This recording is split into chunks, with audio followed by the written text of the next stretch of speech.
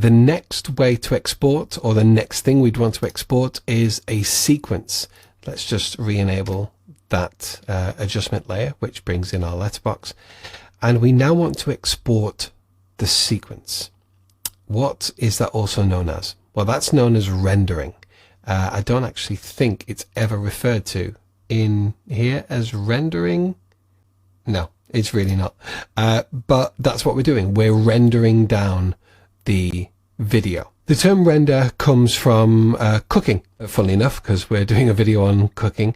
And you know, when you're making a sauce and it's all quite, everything's in there, and maybe you've added stock and it's all really quite watery, and you need to boil off a lot of that moisture and have all that. I'm trying to look for a word that's other than render, but you want to simmer that sauce so it gets thicker and it renders. So yeah, I can't find another word, but yeah, so we're rendering, and that's what rendering a video is all about. You render all those parts. So imagine if we are still talking about cooking, the music is maybe some of the salt and pepper and the seasoning. The voiceover is maybe a few nice spices. You've got the video, which is the main part, whether that be meat or root vegetables, or pulses and lentils and all that. And you got the color correction, which is possibly a bit of stock on top, just to add that little bit of flavor. And everything is in. The whole recipe is in. We are cooking, and now we want to render. So, what is the best way to set you up for success is not to just say, okay, let's save that out. Because if we saved this out and we didn't set any kind of parameters, well, that would render a video from the beginning, from 0, which is where we want. But there's other stuff in this sequence that we've been working on. So actually, rather than, if we look here and take our playhead maybe to the end of the music, that's 1 minute and 21 frames. So nearly a minute and 1 second. However, the end of this is 2 minutes and 43 seconds and 15 frames. So actually, you'd have a video, if we didn't set any parameters, of the whole of this. So what you'd get here would be the bit of the music there, and then total black video up until this point, and then you'd show a little bit of that. You get to the end of there, and then you'd have a whole load of just black video until we got to our pizza time. I do like that motion graphic. That's really good. And that comes with Adobe. Brilliant. But then your video would finish there. So we don't want that. Or maybe you do, but we don't. So we're going to set some parameters. We could delete these, but I always have extra stuff in my sequences. I don't like deleting things. So what we're going to do? Well, we could set an in and out point, but whenever you set an out point, the in point defaults at the beginning. So all we're literally going to do is we're going to get to the end of the audio, the music. So because we know that this is selected, A2, which is the end of the clip right at the end, we just need to press down once, which will go to the end of that clip, and we just press O on the keyboard. So that's set the out point. Remember, just like we do up in the source where we set in and out points here, we're now setting the out point here. And because we've only set the out point, the in point, if I press home on the keyboard, is right there, right at the beginning. And that is all the sequence that we want rendering out, all marked out. Don't forget to unmute what you do want keeping in. And now we go to our dialog of exporting the sequence. Now, there are a couple of ways to do this. I've never used this way: File, Export, and Export Media. What I always do is Control and M. M is a term that is from way back when it was just audio editing, and M means mixdown. Now normally I get a preview in here. I'm not too sure why I haven't got a preview. Let me just save this and let's M again. No preview. Wonder why that is. That's because export video isn't selected. I was exporting some audio on a client piece of work, and the settings that you normally put in will carry on from a previous edit, so bear that in mind. But now that I've got export audio set, I now have a full, if I scrub through here, this shows me the whole sequence that I'm going to be rendering out. The source range here will default as in out. Even if you set in out, if entire sequence is checked, then you're still going to get pizza oven over there, and you're still going to get the motion graphic. So we'll leave that as in out. I've never changed that once it's set, so we'll leave that. Fit is exactly what you want. So that's saying render this to fit. Now, why is that important? Well, it could be that you've got a piece of 4K footage and you're rendering out at 1920 by 1080. And if you haven't got it to fit, you could actually be something like this, like all the way in. So always have it to fit. It doesn't really affect the sequence, but it affects how you can view. And you'll be surprised. I don't really look at this window, but in all honesty, I quite often will see something just out the corner of my eye and think, oh yeah, actually, yeah, I need to change that before I edit. So it's always good to have at least one frame, even though it's one frame in a whole host of frames here. You'll be surprised how many things crop up and you think, oh yeah, better sort that one out. Source scaling, scale to fit is the default, and it's the best one. It's the best one for the quality. There's different things with regards to scaling and stretching, as in scale to fill or stretch to fill. You don't want any of that. Scale to fit is the perfect way to export. Now we get to the nuts and bolts of this, and depending on the footage that you're using, you may have different settings that you want in here. But more importantly, it's where you're outputting to. And it depends if you're outputting to Vimeo or YouTube or Facebook or Instagram. But personally, I have one setting. I mean, you can deep dive with all of these, but I have one setting that I use for everything. And I don't know about you, but I love set and forget. Stuff like that, stuff like this, you don't really want to be playing around with too much. I will go through a couple of the aspects and explain them through, but just bear in mind that the settings that I give you for this will cover you for 99% of your exports. I promise you. The settings that I put in cover me for everything, all the way through social media and all the way through client work, including we're talking big corporate videos and music videos and everything. So this covers most things, the vast majority of things. First and foremost, I never match sequence to settings, ever. No, just don't do that. More often than not, you're going to be exporting at the format H.264. What does that mean? Well, that H.264 and H.265, if you're watching this in the future and that's become the norm, is a version of encoding for MP4. You know what MP3 are? MP3s are music. MP4 is video.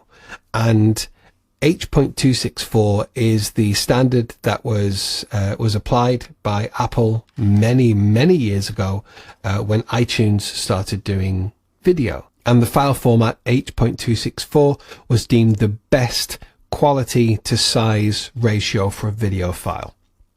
As a result, the web has taken it to their hearts. You may or you may not be aware, depending on your age, but there was a similar thing that happened with DVD and HD DVD. And going even way further back, there was VHS and Betamax. H.264 won out over many other types of video encoding. And generally, it normally comes down to price, which this doesn't really, but there is a price factor involved. And in one point, because if you imagine videos online are being stored somewhere on servers, even if you upload to the likes of YouTube, it's being stored on a server owned by Google. So 8.264 gave the best quality to the amount of storage space that the video would take up. That's just explaining that if you've never seen 8.264 before, that's purely what that means. So the preset, we'll come back to this. In fact, no, I'll set my preset so I can show you, and then I'll show you how to save this as a preset. So I've called this CBR20. Bear that in mind. Make sure that you have video and audio to export, if that's what you want to export. If you only want audio, obviously uncheck the video like I did before, or if you only want the video, uncheck the audio. A lot of the reasons why I uncheck the video is because I want to render out the audio a few times to allow Alex Audio Butler to fully process the audio. You'll remember that from a previous section. But here right now, we're going to set the output name. So this is very similar to when we exported a frame. To change your output name, you actually click on the blue text, and this will open where we're exporting out to. You may have to search and find the actual area where you're working in, but this is ours. And I want to put it into renders. I always in my folder structure have renders as a folder. I put Z before it just so generally it always gets to the bottom. So the render file is right at the bottom because this is in alphabetical order. So yeah, it's just a little tip that I do, render, so I don't have to start looking all the way through. I know that the render folder will be right at the bottom. Double click into there, and then there's nothing else in there because we haven't rendered anything out there, and it's looking currently for video files. And we're going to name this. So the sequence comes in, sequence name comes in, and we want to maybe change that because the company is called Char Outdoors. So I'm going to say Char Outdoors, and this was the pizza oven 1, wasn't it? So pizza oven number 1. Now, this is a tip that is pretty much across the whole of file structure, but I'm just going to highlight this now so you never get tripped up. Now, you'll probably know that number 1 can be written shortly like that, or obviously in the long form number 1. However, if it's as NO1, a lot of the times it's with a full stop. Whenever you're saving out a file, never, ever, ever put a full stop in there. And that's because if you have this will render out like that. Okay? Pizza oven, not over, sorry. This will render out as pizza oven number 1. However, the actual file will be pizza oven number 1.mp4. Can you see the problem? If I put a dot here and 1, or period, full stop, however you call that, that is going to affect, or it could affect, the file format when it gets exported. Now that can be easily rectified once it's exported by deleting the 1 or putting the 1 the other side and typing MP4, but you don't want these headaches. So tip from the top, never, ever, ever put a full stop, a period, a dot in your file name for anything. Ever. Just don't do it. Okay? Good. A little sub lesson there. So we're saving in our temp folder, Premiere Pro, Z renders. And the file name is Char Outdoors -pizza oven number 1. So we're going to hit save. Nothing's saved yet. All that save there is doing is committing this title. Good. Let's move on. Effects. I never ever touch the effects tab. You don't need to. You've done everything within here. You don't need to look at this effects. Video. So we're exporting at the same size that we were editing in the actual sequence, which was 1920 by 1080. Depending on what footage you're using in the future, this could be just as easily 4 times this because you may be in 4K. But this is my CBR20 preset, and it's never let me down. So let's have a look at what this means. We've got a width of 1920 by 1080, good, and that's checked on, good. Our frame rate is 25. Remember, we set the frame rate of 25 right at the beginning. The field order is progressive, and the aspect is square pixels 1.0. You remember seeing that when we generated the adjustment layer. It said square pixels 1.0. Don't care, never touched it, never need to. Make sure render at maximum depth is ticked. I think by default this isn't ticked. You want maximum depth. This may make your computer struggle depending on the size and speed of your computer, but yeah, best practice, render at maximum depth. Performance. Now this all depends if you've got a GPU, a graphics card. If you don't have a graphics card, it will be set to software encoding. It'll just take a little bit longer. However, I always have hardware encoding. That's it. End of. Don't touch it. The profile is main, level is 4.1, and the color space is Rec 709.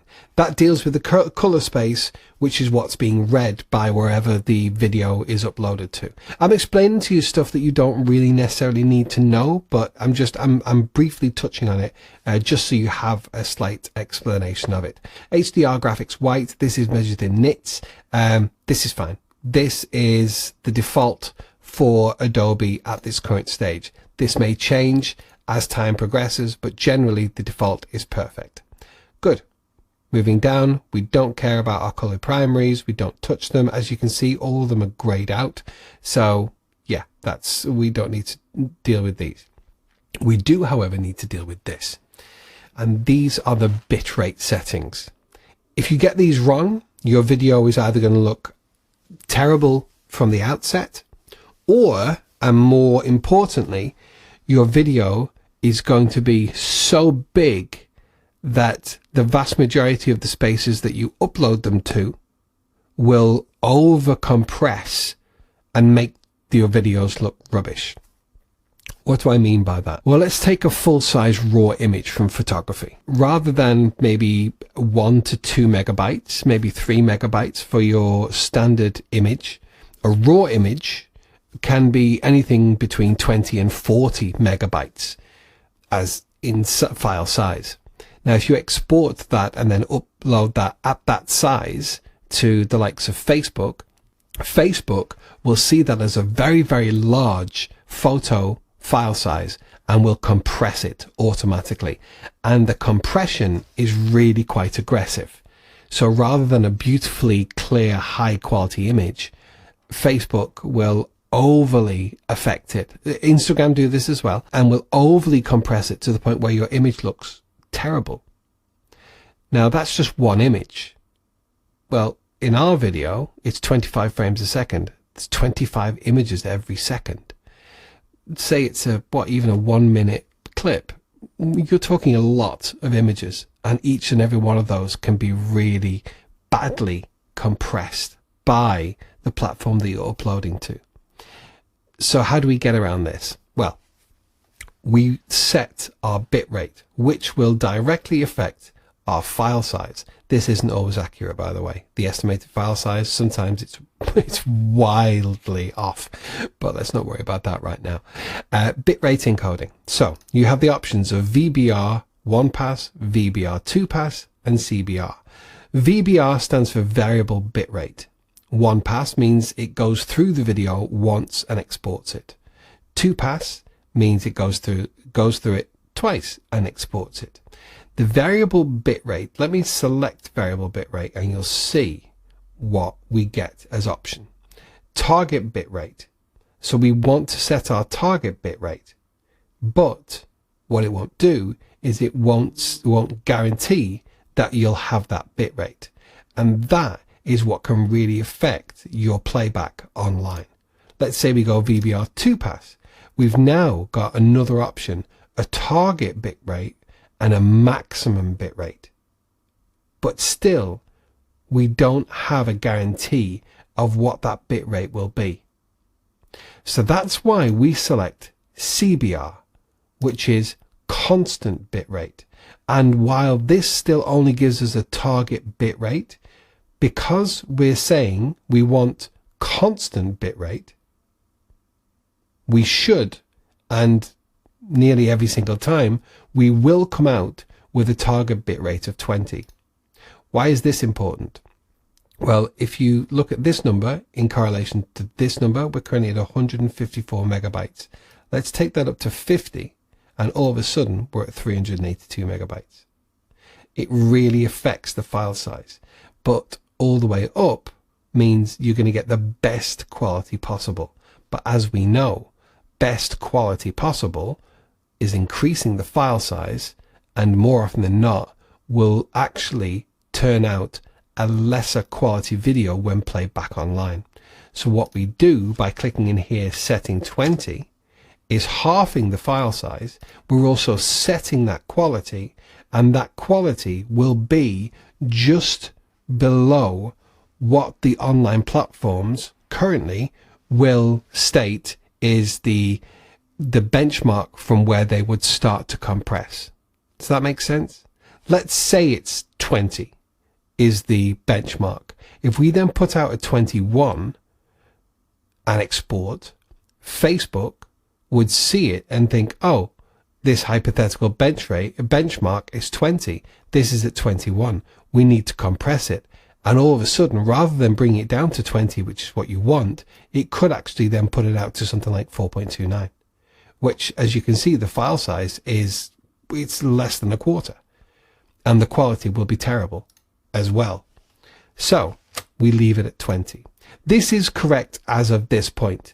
And I've got to say, this has been my setting for about the last 3 years, and it's perfect online. And there's videos that I've uploaded over 3 years, well, within those 3 years, and the quality is still perfect. It's not being compressed. It's just spot on.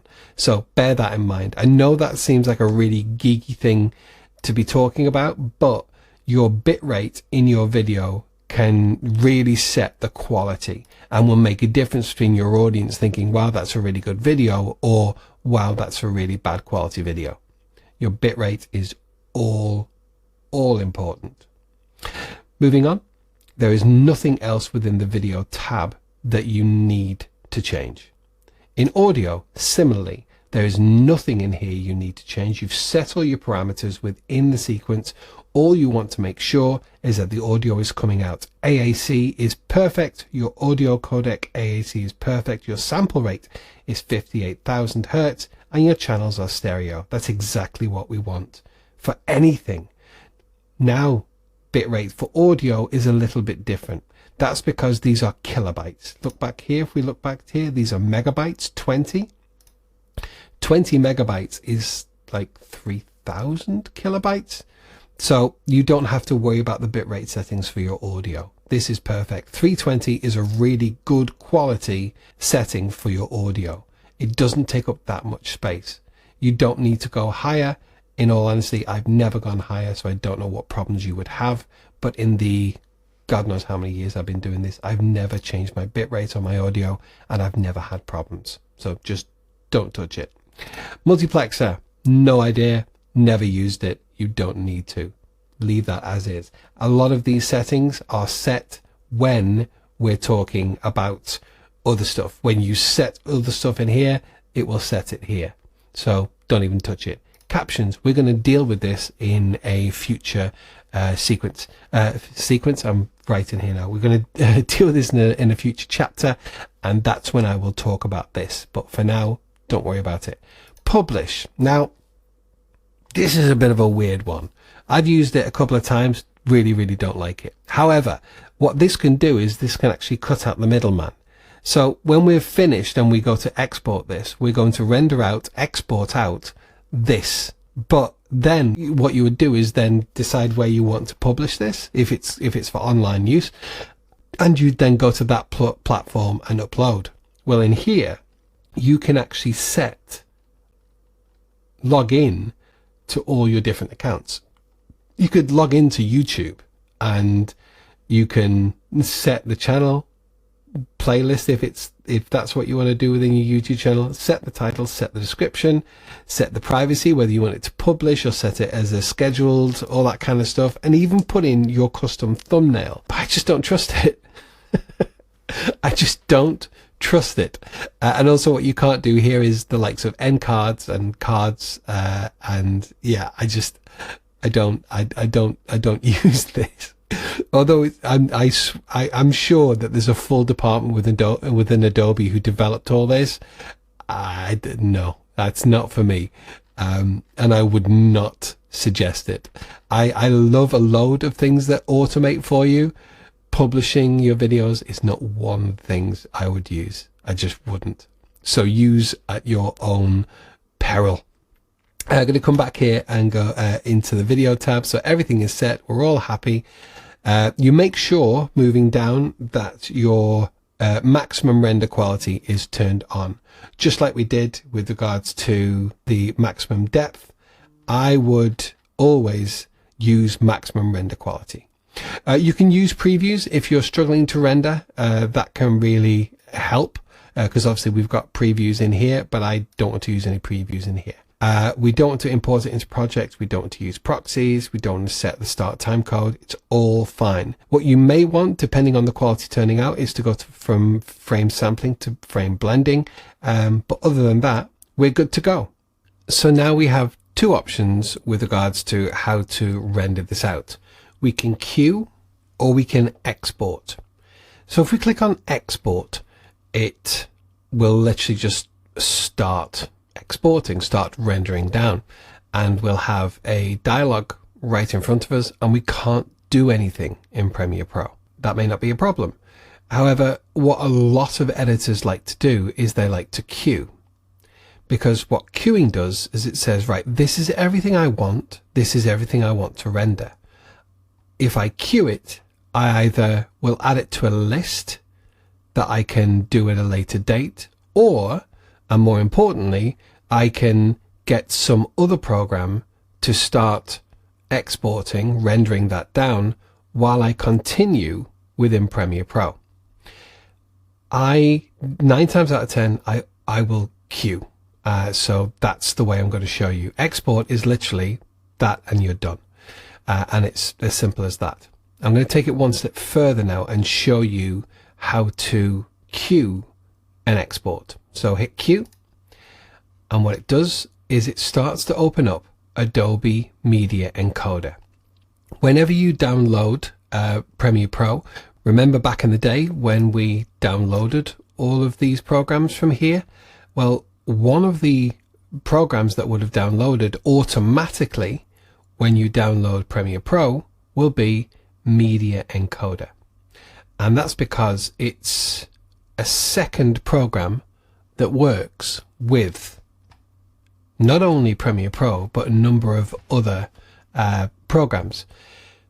One of them being After Effects. I know I've mentioned it a lot. So what do we have here? Well, this is effectively a playlist. And in here will be all the different files or sequences that you've set an in point and out point, gone through what we've just gone through, and clicked Q. So now we only have one right here because that's what we're exporting at. And as you can see, we are set at the 8.264 codec. We are on custom. It should be CBR20, but the reason why it's custom, if I click in there, if you see something different and you want to change it, it brings back up this dialog box. But down here, we now only have OK rather than Q and export. That's because we're only affecting the settings that are going into here. The reason why it's gone to custom is because I set it to optical flow. If I go back to CBR20, that'll go back to frame sampling, and we have CBR20 there. Doesn't matter either way, but if I press OK now, that's now changed from custom to CBR20. Similarly, we have the output file that we set, which was Char Outdoors Pizza Oven number 1. See where you've got the .mp4 right there? If we'd have put a dot there, it would have really confused the whole thing. That's why I spent so much time explaining that, because that is absolutely crucial. Just never put a full stop or a period in your file name. So if we click in that again, if you've made a typo or something, I mean, we all know I love a typo. You can go in there and you can affect that again and then just hit save. And again, that does nothing other than says OK, and that's what we want to do. The way in which we start this render is the play button up here. And as you can imagine, if you've got 4 or 5 or 10 sequences all queued here, you might want to just render out while you go on a lunch break, or overnight if it's a really big render or a lot of them, which is why Media Encoder is really good to use, because it just saves all those facts in there. And when you're ready to render, you literally just hit play. Now, the speed in which this will render will depend upon the speed of your machine. As you can see, this is going quite fast, to be honest with you. It's 1 minute and 22 frames. We're going to be done even faster than it takes to play the video. Yeah, elapsed time is 20 seconds. So that's now out and done. And as you can see right here, we have a tick next to it, which means that has been rendered and exported. The other reason that I love using Q is because I don't have to go and try and find the file once it's exported. Once it exports in here, it just goes back to this, and you're like, right, okay, where is it? Whereas if you do it in Encoder, you can simply click that file name that you selected to record from, and here it is. And let's have a quick look. When we think of outdoor cooking, we think back to nature, log fires, open flames, and a good char on the food being served. That is why our biggest focus for our products is making sure you get that authentic wood-fired taste. When it comes to pizza making, our #1 pizza oven is the go-to family choice. We have carefully designed the oven so that there is a perfect flow of heat throughout, and you can be cooking in as little as 15 minutes.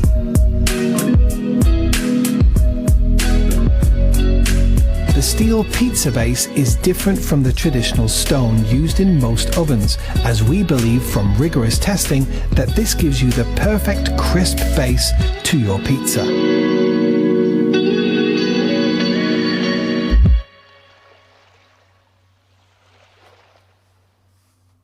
What do you think? Looks good, doesn't it? I just want to highlight one thing. Remember how that just went to black at the end? Vroom. And then we still had the audio behind? That's because, if I close this, and I can close down Encoder now because we don't need it, because our out point was set here rather than here. If we'd set the out point to here, to just simulate that, it would have played like this. And it would have had such an abrupt stop. So being able to set that as an out point and allowing the music to play,